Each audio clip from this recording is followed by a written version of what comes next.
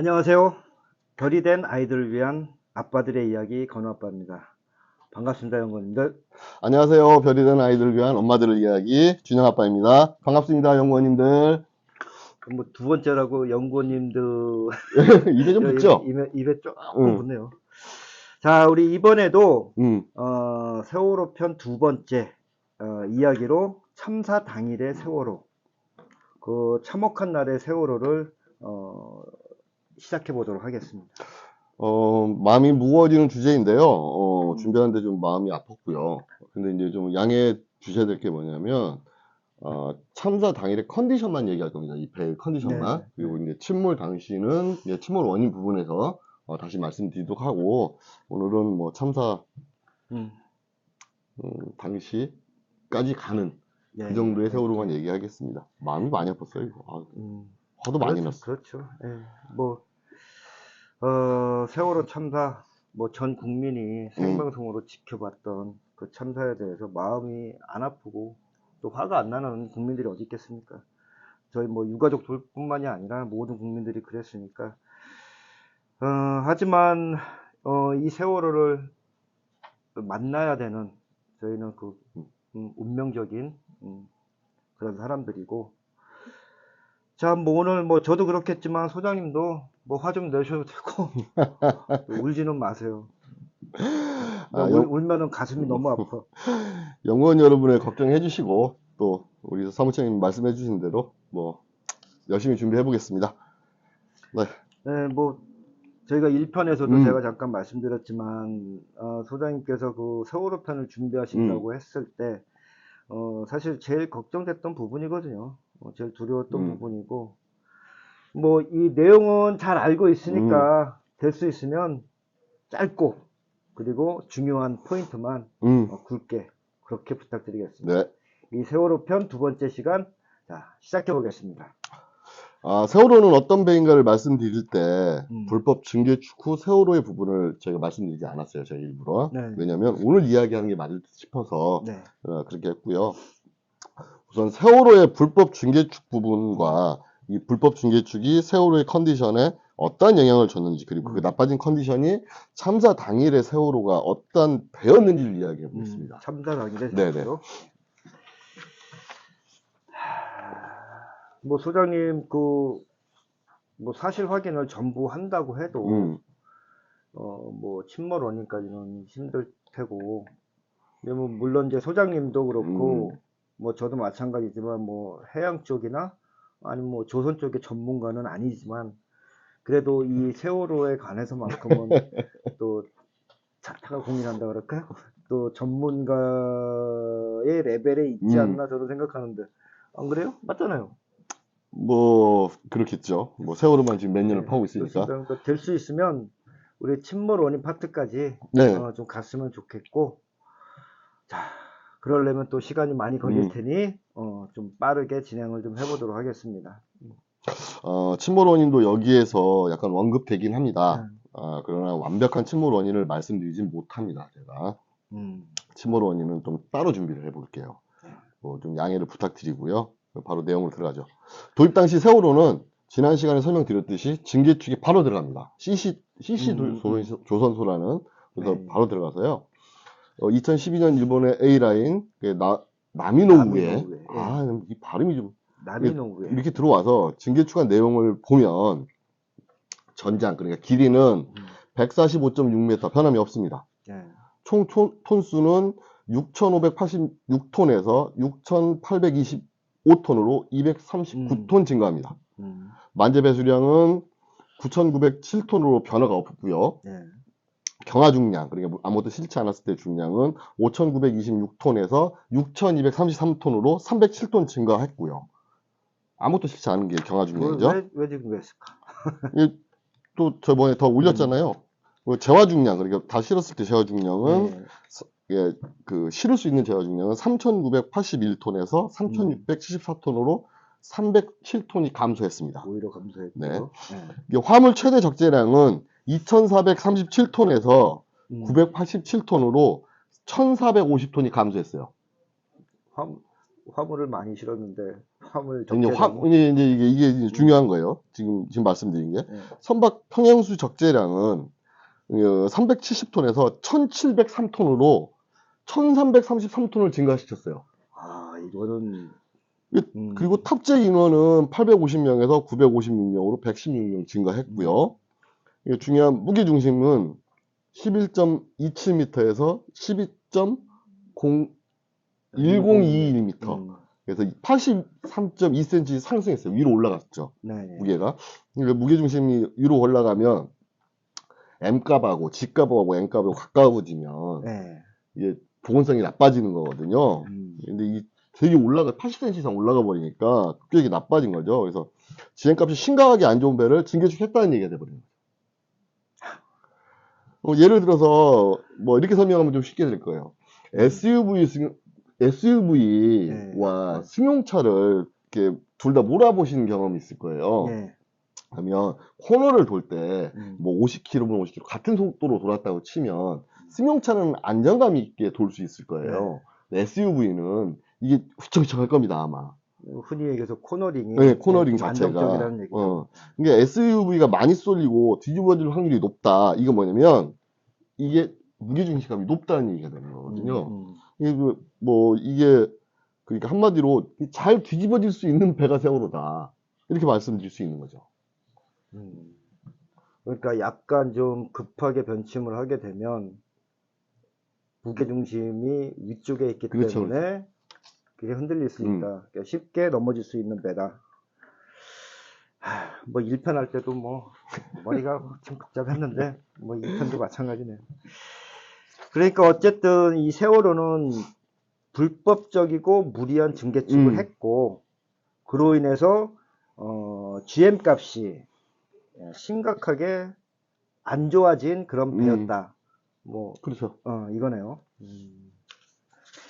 참.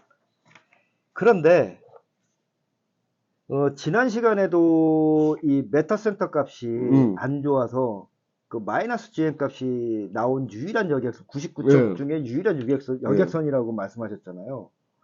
그러니까 일명 그 마이너스 GM의 배가 세월호다. 이렇게 경하수량 이렇게 설명을 하셨었는데 이게 그 당시에 이게 맞는 말씀인데 그런 배에다가 불법 증개축을 하다 보니까 평행수를 370톤만 실어도 그래도 이 배를 띄울 수 있었는데 이게 안정적으로 띄울 수 있었는데 1703톤으로 1333톤을 증가시키라고 명령을 받은 거죠. 한국 성급한테. 그런데 말입니다. 세월호 편을 보셔서 알겠지만 1333톤의 평행수를 실으면 실을 데도 없어요, 솔직히. 실으면 화물을 어떻게 실어요? 그렇죠. 과적에 걸려버리는데 또 화물을 987톤을 실어라. 이윤이 남겠어요? 화물선인데. 그렇죠. 그러니까 뭐 20톤 화물차에 20톤을 실을 수 있는 그 덤프 화물차에 한 9톤만 싣고 댕겨라. 그러면 그 화물차가 이게 기름값도 안 나오는 거잖아요. 뭐 이제 화물칸 텅텅 비워서 했어야 되는 거니까. 근데 참사 날 때까지의 화물량을 보면 한 130여 차례 왔다 갔다 했거든요. 참사 날 때의 화물량은 그 적은 축에 속하는 거예요. 많은 게 아니에요. 매번 과적하고 댕겼던 배예요, 이 배는. 저도 그렇게 알고 있고 사실 이 안전운항을 지적하는 사람은 아무도 없었어요. 참 제가 또 괜한 질문을 드린 것 같고 근데 어쨌든 뭐 제가 궁금한 건 그날 우리 아이들이 하늘에 별이 된 그날 4월 16일 그날의 세월호가 진짜 궁금합니다. 제가 그 세월호를 사고 나기 바로 전까지 좀 설명을 드릴게요. 악마 같은 지옥의 악마 같은 그날이죠. 그날의 세월호에 대해서 얘기해 보겠습니다. 4월 15일 날 출항 당시 세월호는 2210톤의 화물을 실었습니다. 완전 때려 실은 거죠. 987톤의 허가 중량보다 2배가 넘는 화물이죠. 이게 차량 화물까지 하면 185대 그리고 컨테이너가 81개, 철근이 239묶음. 철근. 예. 이게 다 화물 포함 중량입니다. 평형수는 788톤 정도밖에 안 실은 것 같고요. 뭐 더 적게 실을 수도 있어요. 이건 확인이 안 돼요. 왜냐면 뭐 1번 탱크, 4번 탱크가 비었네, 뭐 지금 그런 얘기가 있었기 때문에. 연료는 204톤을 실었고요. 청소, 즉 깨끗한 물은 268톤 정도 실은 걸로 추정됩니다. 왜냐면 청수를 제주도에서 실더라고요. 4월 11일 날 제주에서 공급한 걸로 나왔기 때문에 이제 쓴 양을 좀 역산해서 268톤 정도 실은 걸로 됐고, 승객은 450명이었고 선원은 24명, 도합 414명에 탑승한 배였습니다. 출항 당시에 세월호의 보건성이 중요한데 여객선의 보건성을 가장 엄격하게 적용을 합니다. 여객선은. 하지만 일기특조위, 해심원, 감사원, 검경합수부 등이 보건성까지 다 달라요. 인양하기 전에 조사한 내용이라서 추정할 수밖에 없는 거예요. 그 인양 후 선주의 조사 결과도 두 가지로 나와요. 그 GM가 보건성 값이. 뭐 저는 선주의 결과 중 이용을 제일 싫어하는데요. 뭐 내인설, 열린한 왜 이렇게 나누는지 모르겠어요. 그냥 침몰 원인이라고 하면 되지. 무슨 말을 말도 안 되는 제목을 이렇게 붙이는 건지. 내용하고 틀려요. 또 제목하고. 뭐 아무튼 여기서 우리가 다 인정한 거기 때문에 그 국가 공식기구에서 조사한 거기 때문에 두 가지 다 소개를 드릴게요. 당시의 보건성을 내인설은 GM을 출항할 때 0.724, 그리고 사고 당시는 0.616 정도 추산합니다. 열린한 측은 출항 시 0.74, 사고 당시 0.64로 추산했고요. 그러면 더 중요한 거. G0M. 네, G0M. G0M은 어떻게 추산했는가 보면 기가 막힙니다. G0M은 보건정이라고 그래서 이게 값이 클수록 배가 오뚜기처럼 수련 힘이 강하고요. 작을수록 이게 좀 하는 거죠. 천천히 가는 거죠. 내인설의 G0M은 출항 시 0.406, 그리고 사고 순간은 0.306으로 추산했고요. 열린화는 G0M을 출항 시 0.62, 사고 시에는 0.51로 추산했습니다. 뭐 제가 이 두 가지 보고서 내용을 전부 말씀드린 이유가 뭐 어디 하나를 말씀드리지 않고 두 가지를 말씀드린 이유가 두 가지의 값 자체가 안전하지 않은 값이라는 거예요. 예, 제가 지금 그거 여쭤보고 싶었어요. 지금은 모든 배들이 GM은 1.5 이상 놓고 있고요. 여객선은 G0M은 0.8에서 2를 유지해요. 그리고 운항하고 다닌다는 거예요. 이게 안전한 값이 아니라는 거죠.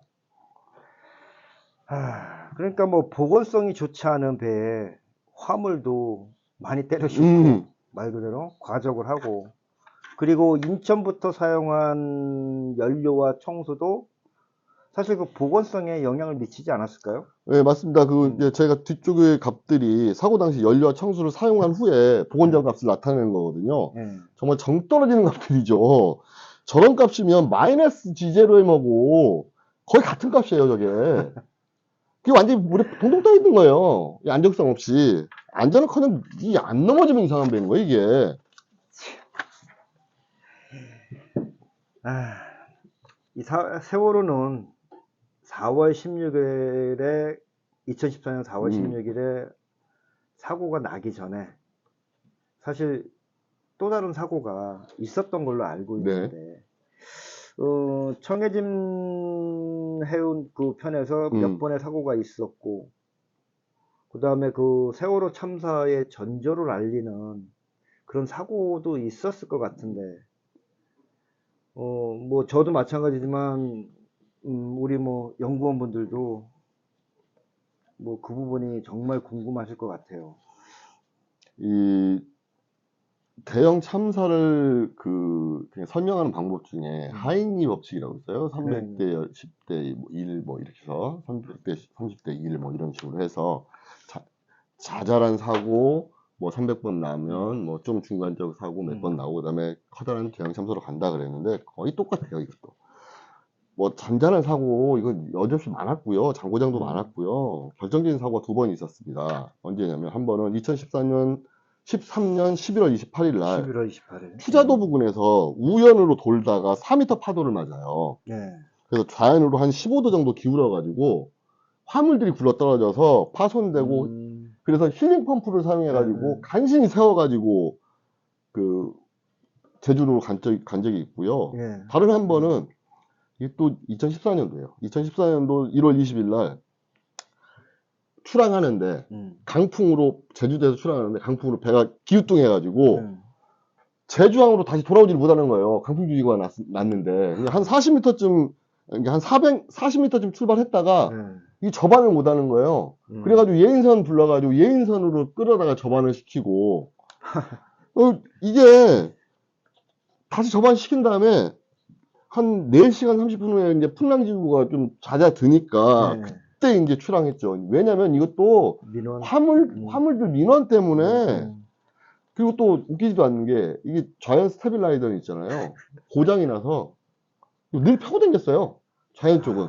우연으로만 그 접안을 하잖아요. 아니 불법 네. 비계측을 할 그런 생각이 있었으면은 진짜 배의 안전에 가장 중요하죠. 뭐 스테빌라이저도 그 여러 가지 그 기능들을 역할들을 해줘야 되는 그런 장치들 이런 것들을 좀 보완하고 보수하고 했어야 되는 거 아닌지. 답답하죠. 참. 뭐 팔을 할수록 아까 뭐 그런 게 나와요. 그럼 그 소장님께서 이제 말씀하신 뭐 더 이상의 증상이 있었을 것 같은데. 정말 중요한 게 있어요. 뭐냐면 세월호는 열려 있는 배였다는 거예요. 열려 있는 배. 예, 예. 그러니까 그 세월호 보면 항상 밀봉해서 다녀야 될 곳이 있어요. 그걸 맨홀이라고 하는데 맨홀도 다 열어놨고요. 수밀분도 다 열어놨고요. 방화문, 하물며 기관실 문조차 열어놓는 데는 이게 우리가 인양한 다음에 알게 된 사실이죠. 이게. 아니 잠깐만. 지금 말씀하신 이 부분은 그 선원들 재판 때 언급이 됐던 내용은 아닌 걸로 제가 기억을 하는데, 그렇다면 닫고 다녀야 될 그런 뭐 맨홀이라든가 수밀문 이런 것들을 항시 열고 다녔다. 네. 그러면은 배가 쓰러진 후에 그쪽으로 침수가 되고. 그렇죠, 그렇죠. 그러면 그 급격한 침몰의 그 이유가 될 수 있겠네요. 그렇죠. 근데 이런 그 중요한 내용이 재판에서 이런 부분들이 그 활용이 되지 않았다는 게 참 이해를 할 수가 없고, 또 이제 인양 후의 재판에 이 부분이 또 진행이 됐어야 된다? 선원 재판 자체가 인양 후에 됐어야 되는 거죠. 그렇죠. 그리고 뭐 123 정장 재판도 마찬가지고. 그러니까 제가 그 지금 말씀드리고 싶었던 부분이, 이 선원들의 재판에 실질적으로 선원도 마찬가지고 또 뭐 청해진 해운이나 선사도 그렇고 또 유관기관들도 그렇고 인양 후에 재판이 진행이 됐어야 확실한 과실을 따질 수가 있었을 텐데, 하긴 뭐 세월호가 3년 만에 인양이 됐으니 참 뭐 이 부분 그 선언 판결 쪽에서 다시 한번 또 다뤄보면 좋을 것 같습니다. 선언 판결 부분도 뭐 짚어봐야 될 부분들이 상당히 많아요. 오늘 준비한 그러니까 참사 바로 전까지 참사 당일의 세월호에 대한 그 대략적인 설명은 이것으로 마치겠고요. 침몰 당시의 세월호는 그러니까 침몰 원인 편에서 좀 자세하게 또 이야기 드리겠습니다. 하지만 연구원 여러분들께 이 점은 꼭 말씀드리고 싶습니다. 세월호는 운항하지 않았어야 됩니다. 특히 안전을 포기하고 이윤을 극대화한 이 청해진이라는 회사는 존재하지 말았어야 될 회사입니다. 세월호라는 배 자체가 있으면 안 되는 배예요. 연구원 여러분들께서 이 부분을 좀 주의 깊게 보셨으면 좋겠습니다. 자, 지금까지 말씀해 주신 내용들 좀 정리를 해보면, 첫 번째, 세월호는 4월 15일 2210톤의 화물을 때려 실었다. 더 될지도 몰라요. 이게 플러스 될 수도 있어요, 지금. 그럴 수 있겠죠. 예. 그리고 두 번째, 승객은 450명이었고, 선원은 총 24명, 그래서 474명이 탑승한 배였다. 예.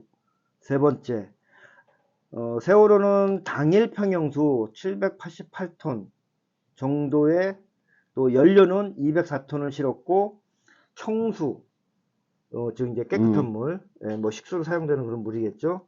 이 물은 268톤 정도 실은 것으로 추정한다.